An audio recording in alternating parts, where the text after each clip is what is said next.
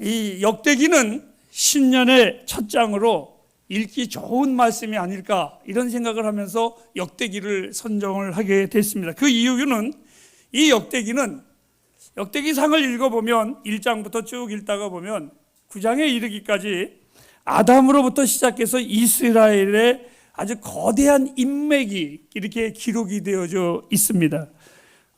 점으로 시작해가지고 선으로, 아니면 요즘 많이 쓰는 나비 효과라고 할 수 있을까요? 처음에는 별거 아닌 잔잔한 바람 같았는데 점점 지나가면서 거대한 부풀어지면서 거대한 폭풍우와 같이 하나님의 거룩한 백성들의 그 사역의 역사가 기록이 되어져 있습니다. 마치 이런 것이죠. 신년이 되면 어른들이 자녀들을 모아놓고 또는 우리들의 그 선배들의, 선진들의 선한 이야기를 들려주는 덕담과 같은 책이 바로 이 역대기다. 저는 이렇게 표현을 하고 싶습니다. 본래 이스라엘의 역사를 총체적으로 기록한 책이 두 권이 있습니다. 그것은 사무엘 상하와 열왕기 상하입니다. 그런데 그 사이에 역대기 상하를 보충해 놓았습니다. 왜 이스라엘의 역사가 그 두 가지의 책을 통해서 다 이미 나와 있는데 또 왜 역대기 상하를 기록을 해 놓았을까?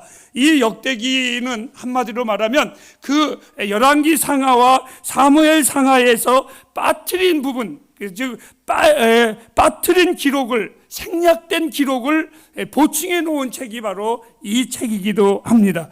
자, 이 보완된 책인데, 그런데 빠뜨린 것만 그냥 기록해 놓으면 되는데 왜 1장부터 거대한 인맥을 거론하면서 만든 것일까? 바로 여기에 우리는 이 역대기의 열쇠가 있습니다. 이 역대기의 저자는 아주 꼼꼼했습니다. 그리고 똑똑한 학자였고 이스라엘의 유명한 제사장이었었던 누구냐? 에스라 선지자가 바로 기록을 했습니다. 이거를 기록한 이유는 유대 민족이 70년 바벨론 포로의 생활을 하면서 70년 동안 이방 나라에서 예속되어 있다 보니까 그만 하루하루 지나가면서 이스라엘 백성들의 그 하나님, 유일신 하나님의 사상과 하나님의 말씀대로 살아가야 되겠다라는 그 강력한 거룩한 마음의 가치관과 혼란, 신앙의 혼미 속에서 그만 그들이 이제는 하나님이 살아계신 거야 뭐야, 그냥 하나님을 믿는 것도 하나의 습관적으로 지나가면서 그들의 신앙과 삶이 배회할 수밖에 없는 아주 그러한 위급한 시점에 놓여 있었습니다. 바로 그때에 그 정체성을 상실한 유대 민족을 향해 가지고 다시금 뿌리를 찾아주고자 외쳤었던 한 작업이 바로 이 역대기 상하의 책이기도 합니다. 이러한 말입니다. 나의 사랑하는 백성들아, 잊지 말라. 너희들은 하나님의 백성이며 거룩한 백성이다. 이것을 잊지 말라고 외쳤습니다.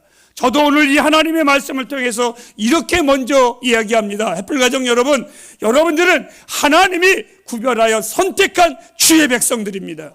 이거 꼭 잊지 마시기를 바랍니다. 이 한 해에 살아가면서 많은 어려움과 유혹이 있을지라도 나는 하나님의 사람이라는 것 절대로 잊지 마시기를 바랍니다.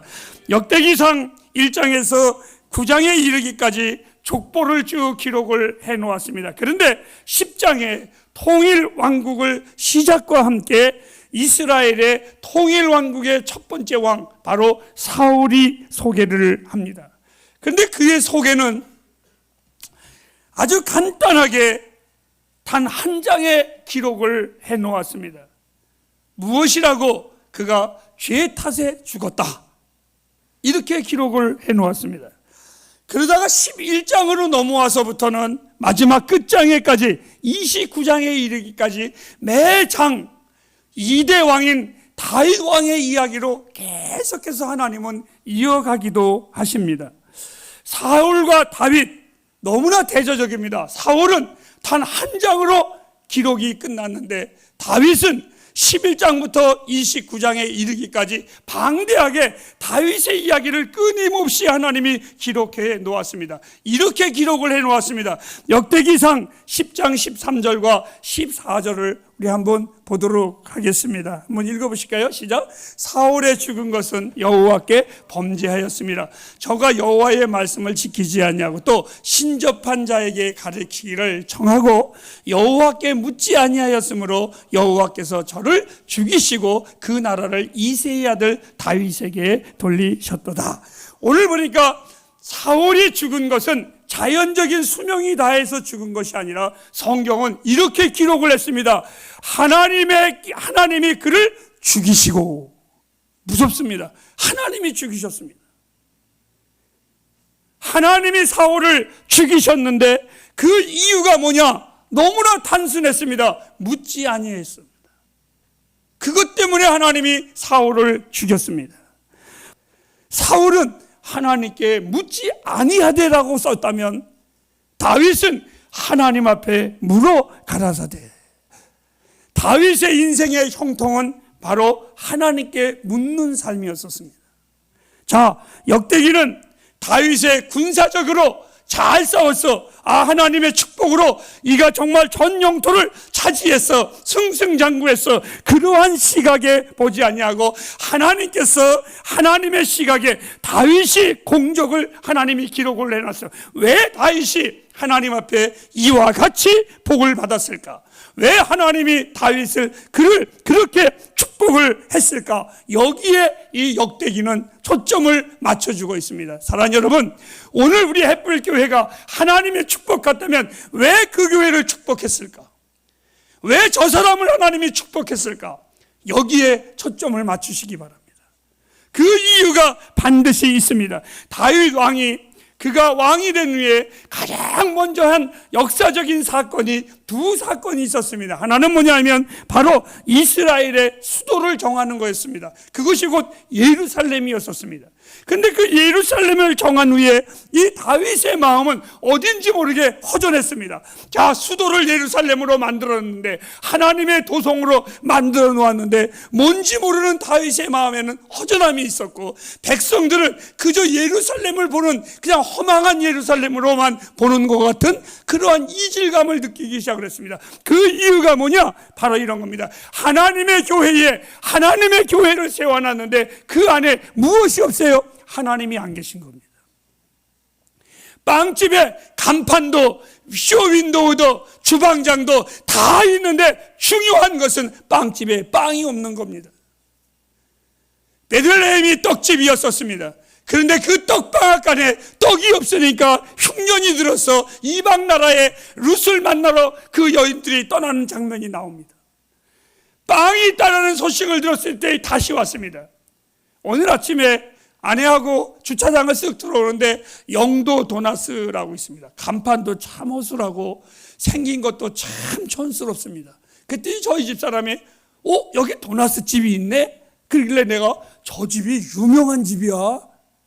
전화하고 가야 돼. 순간순간 없어져.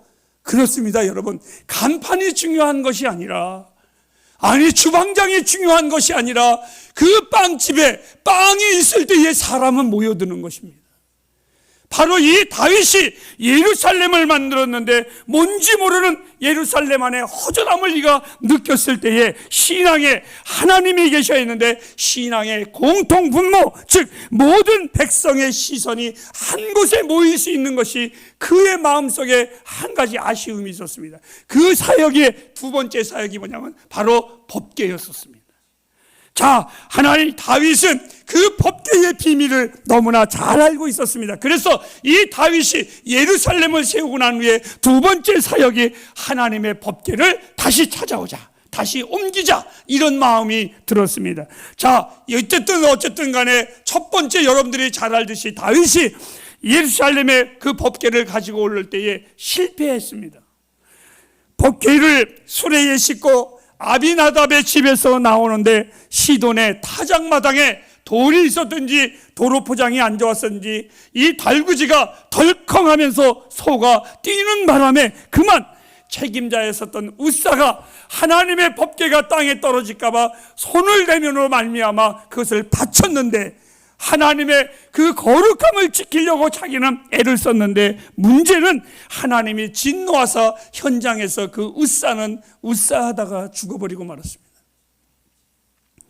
이에 다윗이 두려웠습니다. 그리고 오다가 그 법궤를 오벳 에돔의 집에다가 잠시 3개월 동안 맡겨둡니다. 다윗은 연구합니다. 왜 죽었을까? 왜 하나님이 화가 나셨을까? 왜 하나님이 진노하셨을까? 그는 많이 연구를 했습니다. 그러던 날 모세의 율법을 상고하면서 그렇구나. 하나님의 내가 명령대로 가져오지 않았구나. 하나님이 기뻐하는 일을 한다고 하면서 하나님의 방법대로 한 것이 아니라 내 기분대로 했구나. 그것을 이 다윗이 깨달았습니다. 역대상 15장 2절 말씀을 한번 보도록 하겠습니다. 시작. 가로되 레위 사람 외에는 하나님의 궤를 맬 수 없나. 즉 레위 사람 외에는 우사는 레위 사람이 아니었었습니다. 오늘날로 말하면 하나님의 제사장이 아니었었습니다. 하나님의 궤를 맬 수 없나니 이는 여호와께서 저희를 택하사 하나님의 궤를 메고 영원히 저를 섬기게 하셨습니다. 다시 한번 현대어로 바꿉니다. 여러분, 세상 사람들은 하나님의 말씀을 존귀하게 여기지 않습니다. 그런데 하나님의 부름을 받는 현대판 레위인들, 우리에게 이 하나님의 말씀을 지게 하셨습니다. 오늘 이 다윗이 그것을 깨달았습니다. 그리고는 다시 예를 갖추어서 석 달을 준비하여 예루살렘으로 이 하나님의 법궤를 다시 모셔오도록 합니다. 여기서 우리는 한번 생각을 해봐야 합니다. 하나님께서 2023년 여러분 어떻게 사시겠습니까? 하나님 앞에서 우리 어떻게 사시겠습니까? 마치 여러분이 하나님을 도와주는 것처럼 살라고 하지 마십시오. 어떤 이는 주일 예배를 드려주는데 오늘 시간이 남으니까 내가 오늘 예배나 참석해 주지 뭐. 어떤 이는 헌금을 드리는 것이 아니라 그냥 헌금을 한번 해주는 겁니다. 또 어떤 이는 하나님의 사역에 부름을 받은 자이면서도 불구하고 내가 주의 일을 도와주는 것처럼 우리는 행할 때가 너무나 많이 있습니다. 오늘날 한국교회의 가장 큰 문제는 뭐냐면 하나님의 방법이 아닌 어느 한 목회자의 개인적인 방법대로 해놓고서 언제나 강대상이 있어 성도들에게 이렇게 두려움과 떨림으로 검포를 합니다. 주의 뜻이라고. 성도들은 어떤가요? 세상의 방법으로 지난날 살았던 삶의 철학을 우리는 이미 새로운 피조물인데 거듭난 하나님의 백성인데 아직도 우리는 세상의 그 지난날의 삶의 스타일로 예수를 섬기고 하나님을 섬길 때가 너무나 많이 있습니다. 오늘 1부 때 우리 선교사님이 말했습니다. 저 선교사님이 가리키는 저 학원에 한국어를 공부하는 사람들과 밖에 있는 한국어를 배우는 사람들은 뭔가가 다릅니다라고 고백을 했습니다. 햇불 가정 여러분, 하나님은 우리는 이미 거듭난 피조물입니다. 새로운 하나님의 사람들입니다. 육체는 교회로 옮겨졌지만 의식 구조는 전혀 그렇지 않고 지난날을 그리워하면서 지난날의 방법대로 신앙생활을 하는 사람들이 너무나 많이 있습니다. 삶의 방법은 그리스도인의 삶의 방법이 아니라 여전히 세속적입니다. 그렇다면 어떻게 하나님의 축복을 기대할 수 있겠습니까? 하나님의 일은 열정적으로만 일할 수 있는 것은 결코 아닙니다. 하나님이 원하시는 것이 무엇인지 그 뜻을 헤아려서 성실히 준행하는 겁니다. 저는 올해 우리 교회가 또 한 번의 각오가 있다면 이제 다시 하나님의 말씀으로 돌아가야 합니다. 성경으로 우리는 돌아가야만 합니다. 사랑하는 햇불가정 여러분, 2024년 첫 번째 여러분에게 귀한 하나님의 권면을 전합니다. 이렇게 시작하십시오. 따라하실까요? 하나님께 물으면서 사십시오. 하나님께 물으십시오. 모든 환경과 여건이 너무나 좋았던 사울이었습니다. 그런데 하나님 앞에서 그가 실패한 것은 하나님은 이미 말씀하셨습니다. 무엇이라고? 그는 나에게 묻지 않았다. 그는 나에게 묻지 않았다. 자기 뜻대로 해놓고 이 사울은 언제나 주를 위한 것이라고 덧붙였습니다.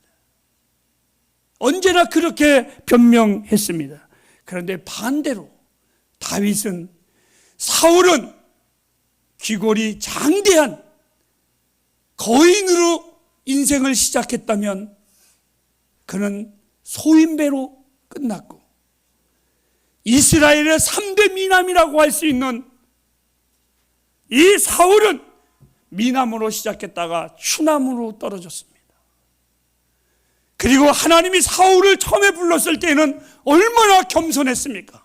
그런데 그가 왕이 된 후에는 겸손이 교만한 자로 나락에 떨어져 버리고 말았습니다. 그런데 오늘 성경에 이 사람을 향해서 말을 했습니다. 여호와께 묻지 아니하되. 반대로 다윗은 정반대였습니다. 그의 환경과 여건과 모든 것은 최악이었었습니다. 그의 침상은 화려한 궁궐이 아니라 들판이었었고, 그의 집은 거대한 집이 아니라, 장군의 집이 아니라 토굴속이었었고, 늘 도망다녔고 늘 피해 다녔고 늘 그의 삶은 고달팠습니다. 그런데 하나님이 다윗을 사랑했었던 단 한 가지, 따라하실까요? 하나님께 물었습니다. 저는 나에게 물었단다. 언제나 하나님 앞에 물었습니다. 햇불이요, 하나님께 물으면서 사십시오. 절대로 실패하지 않습니다. 그분은 실수가 없으신 분입니다. 나의 작은 인생이지만 내 인생에 하나님은 절대로 실수가 없으신 하나님이십니다. 간혹 사역자들이나 성도들이 저에게 상담을 할 때가 있습니다. 그런데 그 상담을 하다 보면 제 마음이 굉장히 아플 때가 있어요. 뭐냐? 목사님, 상담할 게 있는데요. 그게 뭔데? 의논할 게 있는데요. 뭔데? 하다 보면 이미 자기가 어떻게 하겠다고 다 결정을 해놓고 나한테 의논을 한답니다. 그건 의논이 아니라 통보입니다, 여러분. 저는 그 말을 들을 때 별로 내 속이 좋지 않습니다. 좋지 않습니다. 내가 좋지 않은데, 여러분, 우리가 하나님 앞에 묻지 아니하시고 하나님 앞에 여쭙지 아니하고 우리가 결정하고 우리가 행한 후에, 하나님, 내가 이렇게 할 거니까 나 좀 도와주십시오. 그리고 내가 이렇게 할 거니까 하나님 알아주십시오 라고 한다면 우리 하나님의 마음이 좋으실까요? 내 인생의 많은 실패와 아픔은 하나님께 의논하지 않은 것들이었습니다. 하나님께 묻지 않고 내 뜻대로 행한 것, 그것은 다 실패였었고 다 아픔이었었습니다. 사랑하는 햇불 가정 여러분, 이 한 해를 시작하면서 귀한 시간 앞에 이렇게 다짐하십시오. 하나님 앞에 물으면서 살겠다고. 무엇이든지 물으십시오. 자상하신 하나님, 참 좋으신 하나님, 우리가 듣길 말하기를 원하시는 하나님, 그 하나님 앞에 꼭 물으십시오. 심지어 아침에 거울을 볼 때도 하나님 괜찮습니까? 라고 물어보십시오. 주께서 이렇게 응답하실 겁니다. 내가 너를 만든 자니라. 꼭 묻고 시작하십시오. 이제 두 번째로 우리 2024년 우리 교회의 표어입니다. 하나님의 이름을 송축하며 사시기를 바랍니다. 오늘 우리가 읽은 본문 역대상 15장 14절에서 15절에 보면 다윗이 법궤를 예루살렘 성에 모셔오기 위해서 레인들에게 수종을 들게 일을 시킵니다. 그리고 법궤는 마침내 왔습니다. 근데 그게 너무너무 좋아서, 다윗의 꿈이 이루어지는 것이 너무 좋아서 얼마나 좋았던지 다윗이 춤을 추었습니다. 심지어는 잘 알지 않습니까? 사울의 딸이 미갈이 다윗이 춤을 추다가 옷을 벗겨주니까, 왕이요, 아무리 좋아도 저 천한 것들, 하녀들이 있는 곳에서 어찌 왕이 채통 없이 옷이 벗겨지는 줄도 모르고 그렇게 좋아 날뛰나이까? 라고 말을 했습니다. 그때 이 다윗이 유명한 말을 했습니다. 여자여, 내가 너희들 앞에서 춤을 춘 것이 아니라 하나님 앞에서 추었노라. 네가 어찌 내가 하나님 앞에 춤을 춘 것을 뭐라고 하느냐? 너는 다시는 애 낳지 못할 것이라. 여러분, 이 다윗이 얼마나 좋았던지 그 기쁨을 이기지 못하고 번제와 화목제를 드리며 모든 백성과 함께 잔치상을 다 나누어 주며 하나님께 감사하고 그 이름을 송축했습니다. 무엇이라고? 온 땅이요 여호와를 노래하며 그 구원을 날마다 선포할지어다. 그 영광이 열방 중에 선포할지어다. 다윗은 늘 그 하나님을 그렇게 송축했습니다. 하나님이 우리를 부르신 목적은 우리로 당신을 송축하기 위함이라는 걸 기억하시기를 바랍니다. 여러분, 별 볼 일 없는 나이지만 어저께 우리 선교사님 이야기 하나 더 할까요? 저를 딱 만나자마자 내가 손님을 만나는 중에 죄송하지만 가장 추한 모습으로 나갔습니다. 그런데 선교사님이 저를 딱 보자마자 아부가 아니라 저는 진심으로 들었습니다. 선교사님, 아부하면 지옥 간다. 근데 딱 첫 말이 장수 씨한테 들은 것보다 목사님 더 멋있으시네요. 이 말 아멘 안 하는 교회는 우리 교회뿐이 없어요. 야, 근데 그 말을 들었는데 그걸 못 들은 척 하자니 그렇고 그걸 응답하자니 쪽팔리고 이거 어떻게 해야 되는지를 모르겠더라고요. 중요한 것은 이렇게 하든 저렇게 하든 뭐예요? 내 기분은 좋더라는 겁니다. 한 사람이 아부하든 진심이든 나를 높여줄 때에 내가 그렇게 기분이 좋은데, 여러분, 우리가 하나님을 칭송할 때 하나님 얼마나 좋으실까요? 그 하나님이 얼마나 기쁘실까요? 하나님은 나와 다르십니다. 그분은 높임을 당연히 받으셔야 할 뿐입니다. 우리가 그 하나님을 송축하지 아니하면 하나님은 얼마나 당신의 이름을 높이 받김을 원하시는지 저 땅에 있는 돌들을 통해서도 내가 송축을 받을 것이라고 말씀하셨습니다. 해프리요, 땅에 뒹굴러 다니는 돌보다는 우리가 나아야 되지 않겠습니까? 저 땅속에 굴러다니는 짱돌보다야 우리가 나아야 되지 않겠습니까? 우리 하나님은 당신을 높임받기를 원하십니다. 역대상 16장 4절부터 6절까지 보면 하나님은 구별하여 부른 우리에게 당신을 예배하는 송축하는 일을 맡기셨습니다. 그런데요, 하나님을 송축하라고 해놓고 그 송축의 일을 맡긴 우리들에게 하나님은 영광만 받으실까요? 절대 그렇지 않습니다. 그 하나님은요, 우리에게 축복의 약속을 하셨습니다.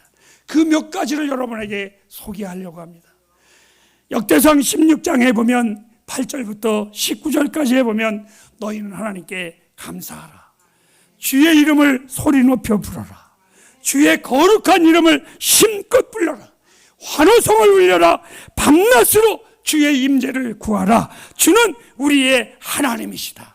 하나님은 우리가 별 볼 일 없는 것, 한 줌의 나그네로 이 땅에 살아가는 것 잘 아시는데 그 하나님이 말씀하십니다. 나를 송축하는 자에게 가나안 땅을 주겠노라, 즉 복을 주겠노라 약속하셨습니다. 그리고 20절부터 22절까지 보면 감히 내가 나의 기름 부은 자들을, 나를 송축하는 자들을 절대로 건드리지 못하고 구원받은 이들을 손대지 못하게 철저하게 보호해 주겠다고 약속해 주셨습니다.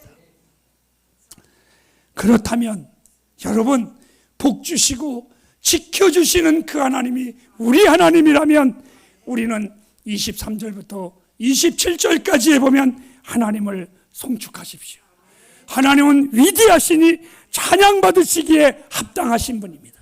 세상에 헛된 신들 다 헛소리일 뿐이고 다 가짜고 아무것도 아니고 오직 하나님만이 창조의 하나님이십니다. 성경은 이렇게 말했습니다. 예물을 높이 들고 그분 앞에 나아가라고. 사랑하는 해프리요, 거룩하신 하나님, 우리를 사랑하시는 그 하나님 앞에 서십시오. 그 하나님 앞에 사십시오. 30절부터 33절까지 해보면 이 땅에 경외할 분은 오직 하나님 한 분이십니다.